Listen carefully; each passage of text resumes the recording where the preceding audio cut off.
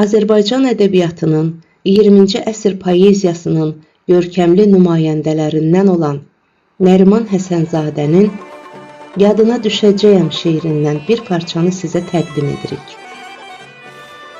Deyirdin ki, bir təhər unudaram mən səni.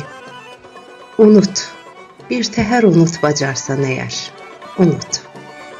Mən səni hər görəndə dağ çiçəyim deyərdim.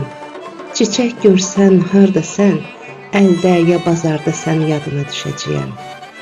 Axşamlar yenə çıxıb duracağam yolda tək. Səni kim gözləyəcək? Səni kim ötürəcək? Yadına düşəcəyəm.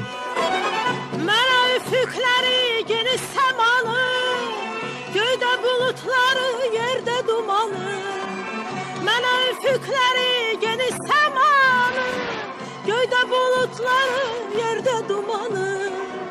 Dənizdə dalğanı sən bağışladın, bu üstü mənanı sən bağışladın.